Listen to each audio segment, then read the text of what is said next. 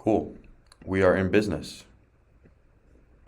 We are in business. You all can see me and you can hear me. Cool, cool, cool. Let's go. Perfect.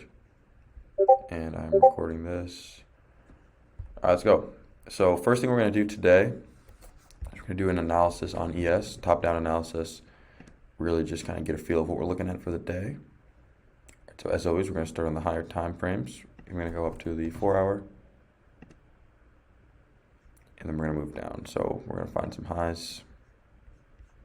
All right, so we have a nice high right here. Turn that into a black line. And then what we're also going to do is we're going to find some important lows. Before we do that, we're actually going to mark out this area as well. A lot of selling pressure right here.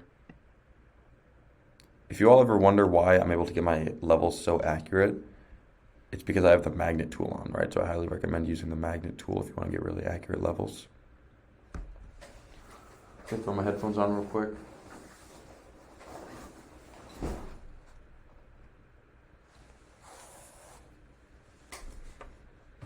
So yes, now we're going to go down to the 1 hour. And we're going to find some other levels. So we got the London low. And that high we marked out was actually New York high, which works out perfectly. And we're also just going to look and see if anything else catches our eye right here. I do want to pay attention to this Asian high. All right, so we'll change this to blue. Blue is for lows and demand zones. Black is for highs and supply zones. All right, so that's my little color code. I highly recommend you do that because if I was you, I wouldn't have all of your levels just be the same color because it'll kind of confuse you. So just have something where you look at it, you can instantly identify, okay, supply zone, high, lows, demand, right? So you just want to kind of get your brain in that process of just being able to identify things.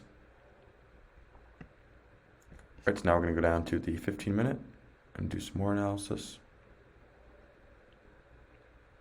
So what am I seeing here? I'm seeing we had a very choppy day yesterday. We did have some news yesterday. We've kind of been in this little range. We just came down. We just tested the recent London high. So honestly, I'm just seeing right here what we're going to do with this Asian high. We could reject off of it. If we don't reject off of it, if we move forward, this is the next level I'll be targeting, 5335. All right, so that's really what I'm looking at. So I'm also going to mark out the New York Open on the 15-minute, as always. So I take a little box, bottom of the candle, top of the candle. Let's make sure we got in there. Yep, we did. This is the New York Open. So you can see we're already having a little reaction off of it. So could get a break and retest set up, and then we could come up and test this, or we could reject, break and retest to the downside, come test one of these lows. So that's really what I'm looking at. All right, that's really what I'm looking at. Somebody said, can we use this as an idea for analyzing NAS? You can, actually. You can do that because ES and NAS will move relatively the same, right? A little bit different. NAS will have a lot like larger kind of swings, like a lot larger moves. But what you can do is you can still take the highs, lows, opens, and then adapt that strategy to NASDAQ or NQ. That'll work perfectly fine. Good question, though. Can somebody ask a question? I just want to make sure I can see the chat still. I think we're all good, though. Oh, cool, yeah. We're rolling. All right, so yeah, I will start doing this every single live. So what we're going to do is we're going to start doing 30-minute lives, but all of them will be recorded, right? So we'll do separate live streams where it's like just plain Q&A, and then these live streams will be like 75% charting, analyzing, 25% Q&A. But we're going to start doing 30-minute live streams just so I can record them all because I think there's a lot of value in recording these. And a lot of people have been asking me that, so I was like, how can I record it? And I want to be able to record it and upload it immediately, so we'll do that. We'll start doing that. Have you ever worked with Heikin-Ashi candles? Somebody asked. Yes, I have actually. I have worked with Heikin-Ashi. For those who don't know, Heikin-Ashi is a Japanese kind of candlestick. So I have worked with that a little bit in the past, and I don't find myself using it a ton, but I've definitely had some success with it with crypto. I use it. Actually, a lot of people use it for like really small time frames. I've used it for that as well. I'll use it for like a little bit longer time frames as well too, just to identify momentum. But yeah, nothing against Heikin-Ashi. I think that's actually a really good strategy. If you're scalping, you can have one chart open, 1 minute, normal candles, the next 1 minute Heikin-Ashi. All right, so let's see what we do right here. Could break through and test this level.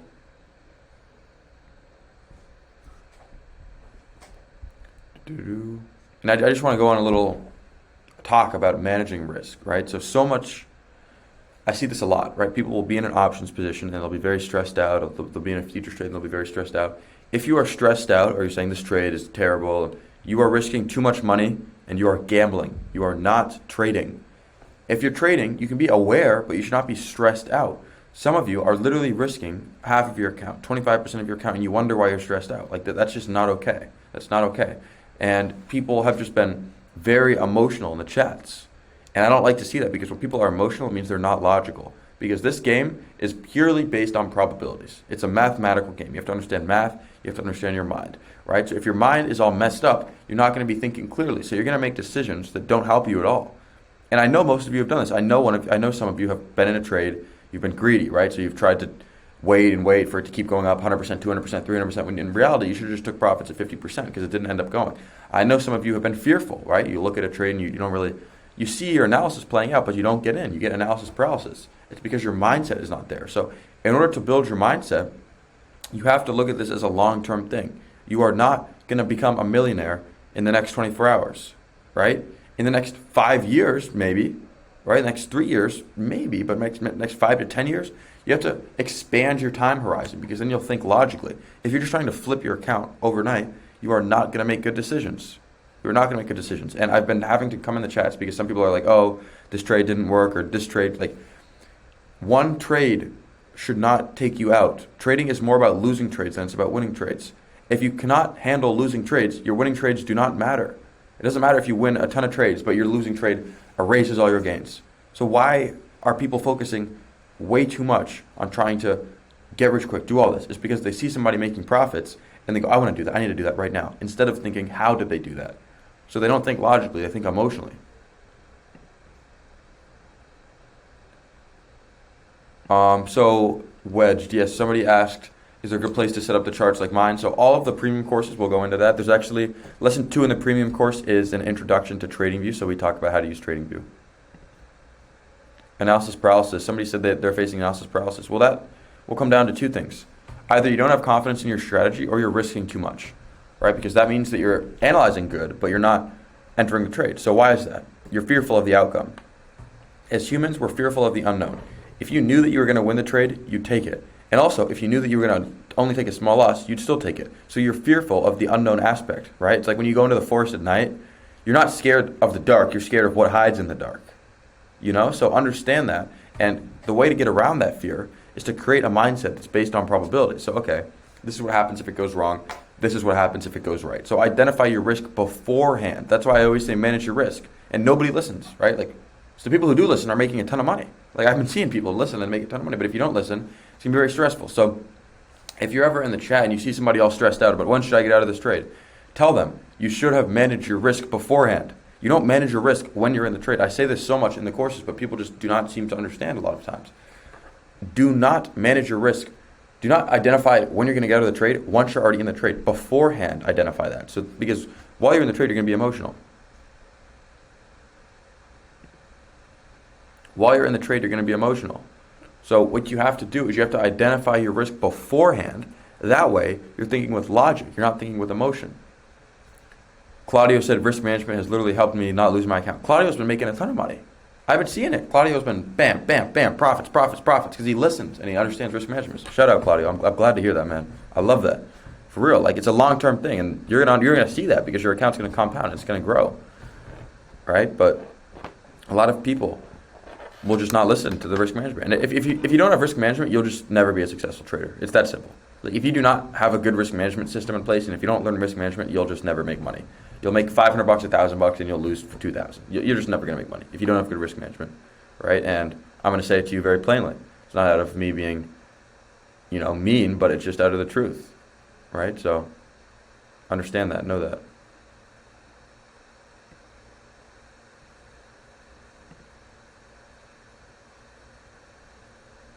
Yeah, no, when you have lessons and rules in place, it's much easier to succeed.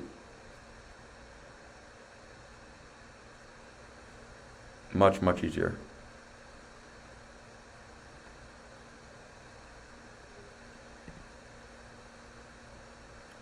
right? So we're pretty low on volume right now.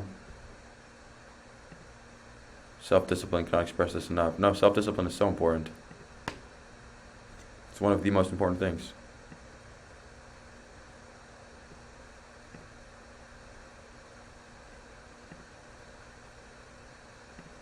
Am I looking for longs if 15-minute closes above the Asian high? I could be, yeah, I could be. I just want to see how this plays out. I have to get some volume in here.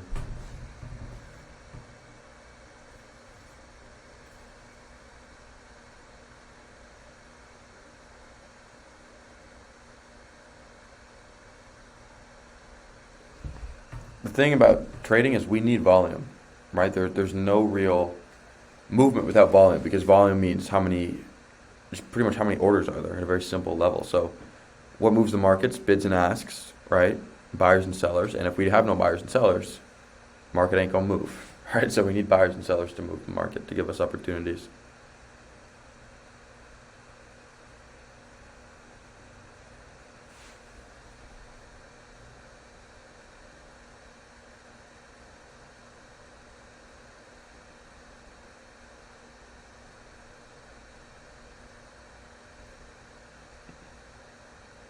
So one thing you can do is you can go down to the 1 minute if you want to check volume, and you can see anything under 1,000 or around 1,000 is not really that much volume. Once you start getting like 2,000, 3,000, 4,000, 5,000 volume candlesticks on the 1 minute, that's a lot more. But this is not volume. But if you go back here from yesterday, you'll be able to identify that we had some volume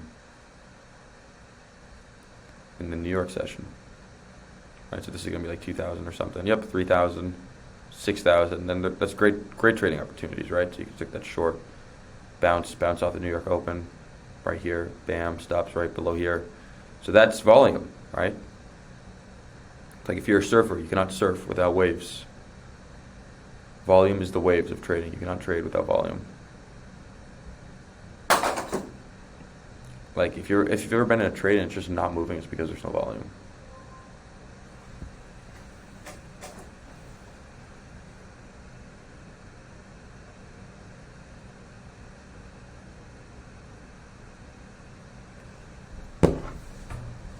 Volume is the waves. Somebody said volume is the waves of trading. Yes, it is. Volume is the waves.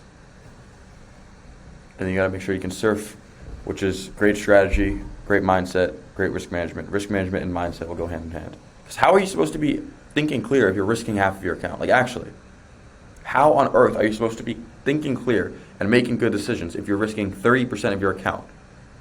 Like unless it's just an account that you just don't care about. Because that's the case sometimes. Some people just put like $1,000 or $500 in an account, and they're like, you know what, I don't care about this, I'm just going to try to flip this. That's fine, you can do that, but don't put like half of your net worth, or 25%, or even like any good percentage of your net worth into an account, and then risk half of it and expect not to be emotional. It's one thing if you're just like, I'm going to put 1,000 in, I'll see it, I don't care, I could lose it all.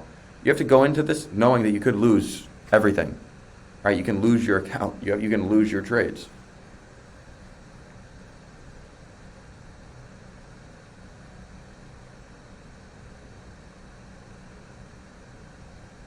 So still very, very slow volume-wise. We did have a lot of news this week, so I am expecting today to be pretty slow in terms of volume until maybe afternoon session. I'm not going to be trading the afternoon session. I'm just going to trade the morning session. I mean, this is just very low volume. You can see there's almost no volume here. Almost no volume.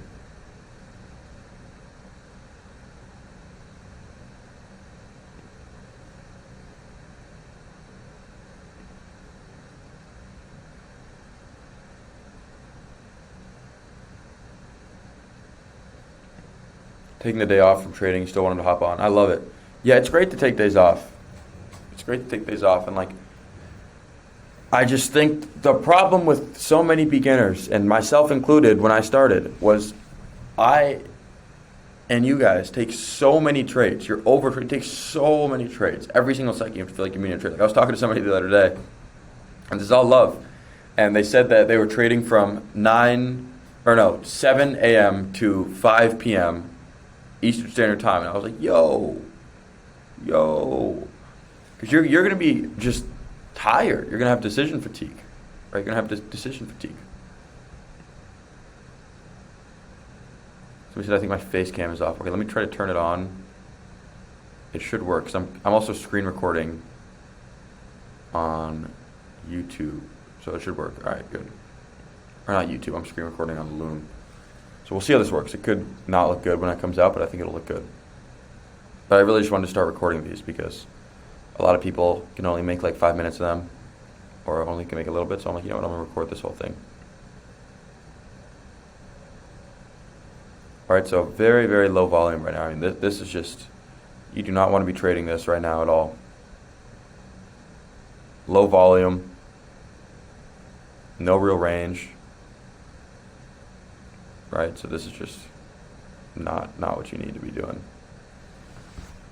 Y'all can hear me? Just say like yes in the chat if you can hear me, right? Because some people are saying audio's coming out. It should be pretty clear. All right, cool, good. That's all we needed. Perfect. Perfect. Yes, no. How you saying no, brother? How you saying no? If y'all can hear me ask that question, maybe. I mean, I feel like he's messing with me, but that's funny. I was like, hold up.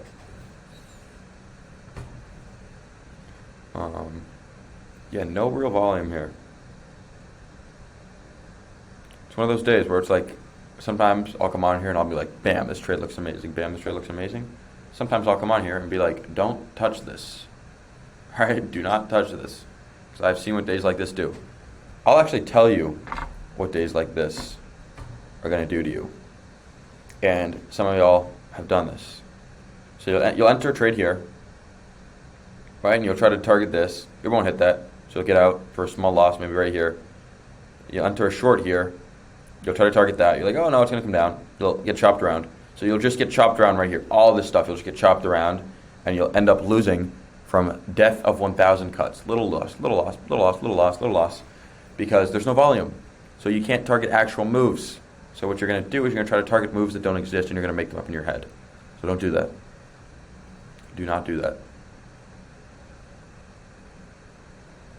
Like even this is just so low volume.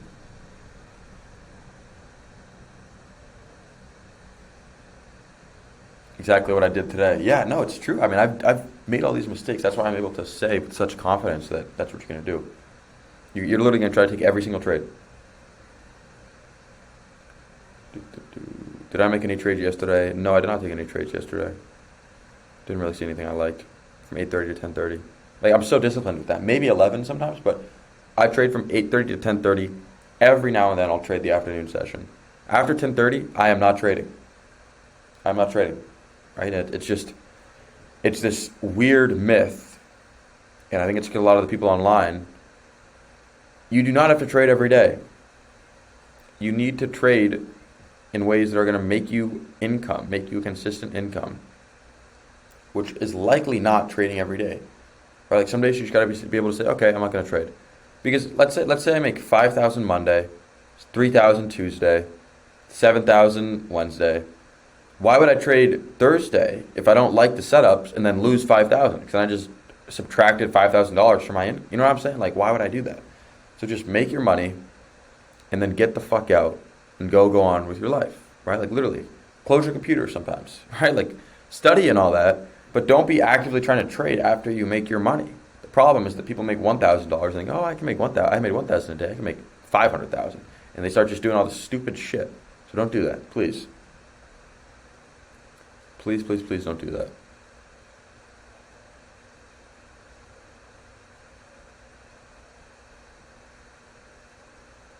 Somebody said I used to watch it for 3 to 4 hours. Yeah, man.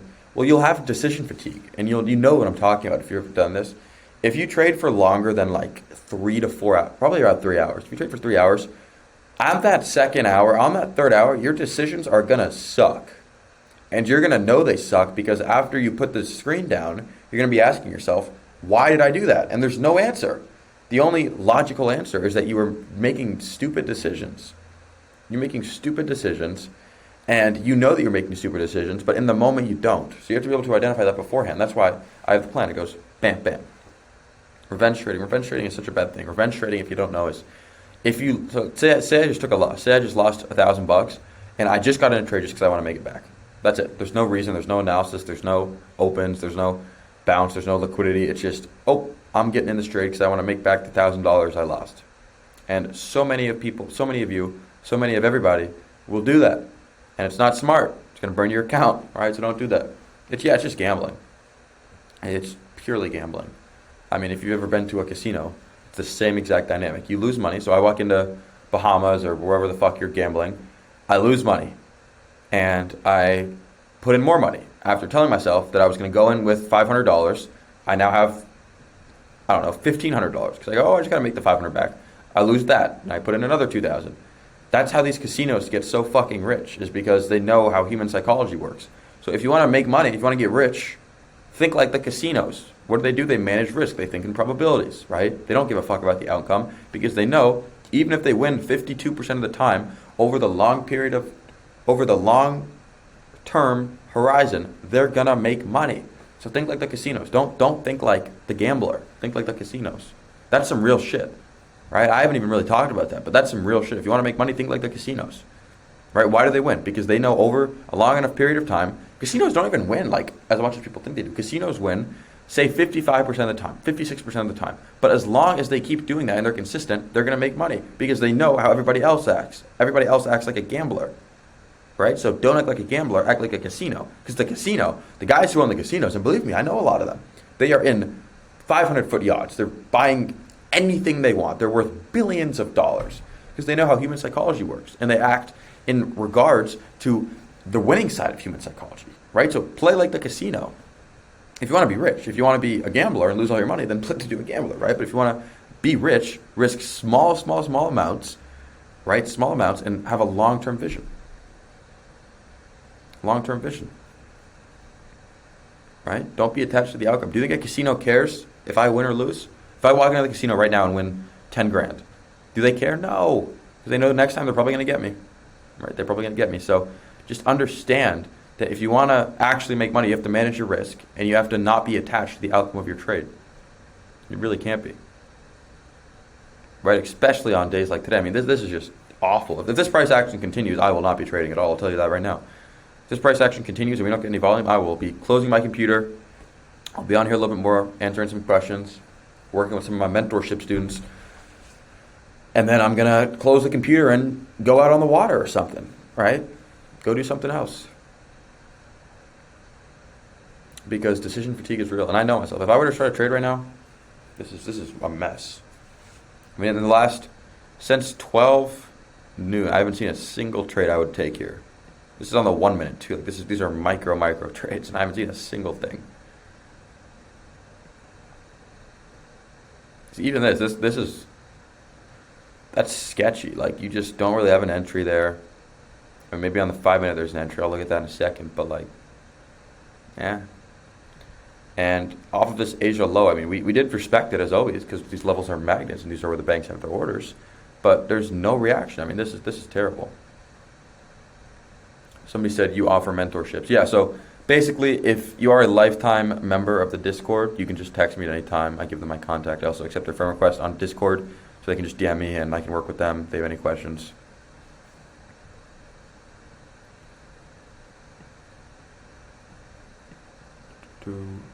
The prices for lifetime, you can click the upgrade thing. I'm not going to go into all that right now just because I'm focused on the trading, but you can click the upgrade thing and it'll tell you all that there, my bro. I got you.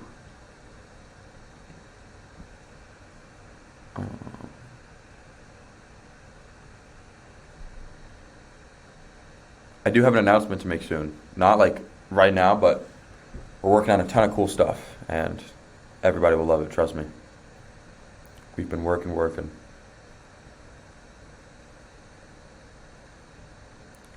Alright, you know what is not cool stuff? Is this fucking volume.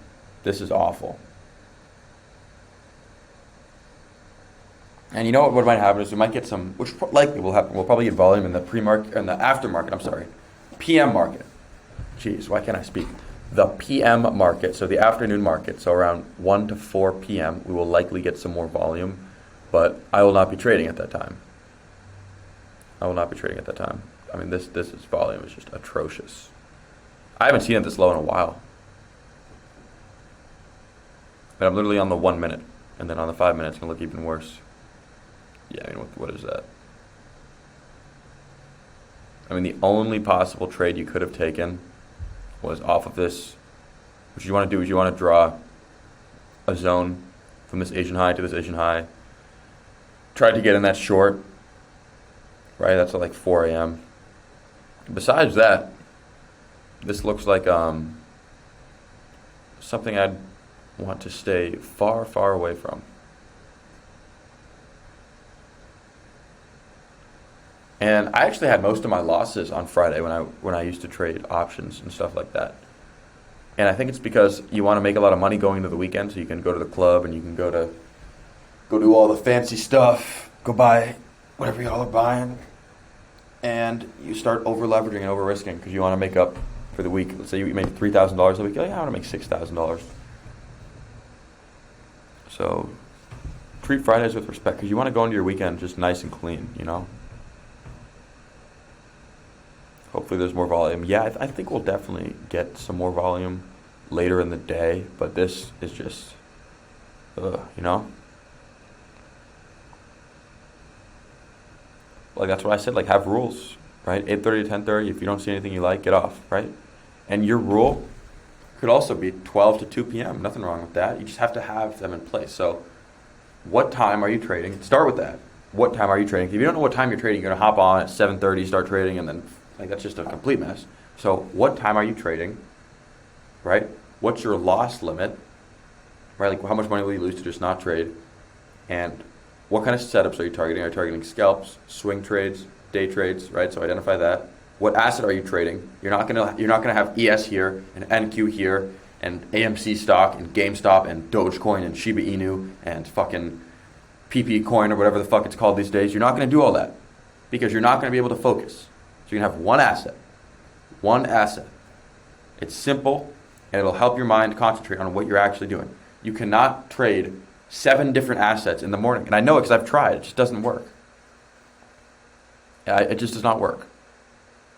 Like, you will not be able to trade 50 assets at once. Like, and some of you do it. Like, trust me, I know it. Some of you have AMC, then you got FIFI, and then you got, like, all these different stocks, and you got the Bitcoin, and you got the Ethereum, and you got, like, gold over here. And I'm like, what? No. You got, like, GPB, JPY, a Forex pair. Like, no, how are you possibly going to focus if you're trading all of these different asset classes at once? Because your brain is going to have decision paralysis, information overload, and all these things. Like, study cognitive biases.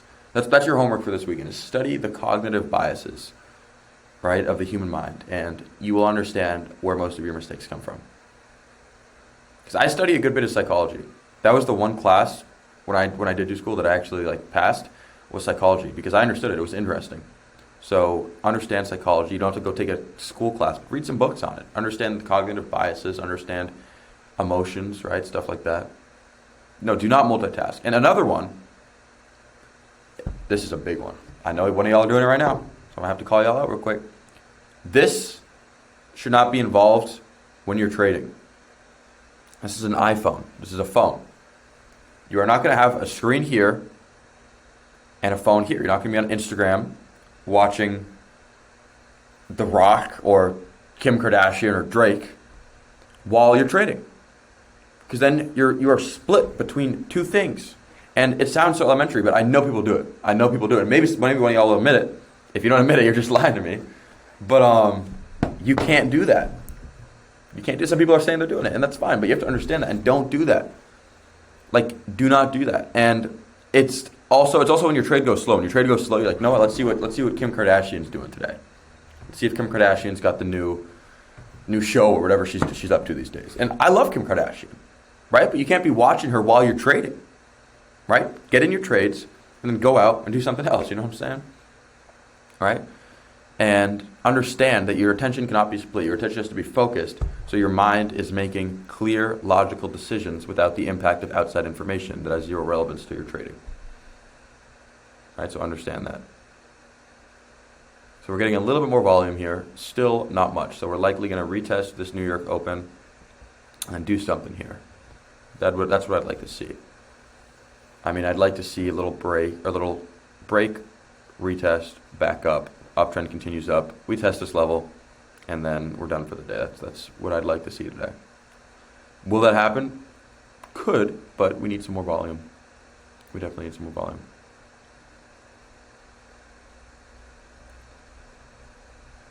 What makes you think it'll go up? I don't necessarily think it'll go up. I just have a plan in place for what will happen if it goes up, because we had an uptrend. We just broke through this Asian high. And if we retest this New York open and we keep moving up, it could be a sign of continued upward momentum, right? So it's all probabilities. It's all probabilities. If it goes down, I have a plan in place for that. I want to see if we can retest this. I want to have my stops above here, right? So I have a plan in place for every possible scenario, right? Because trading is a game of probabilities, and you need to think like the house, right?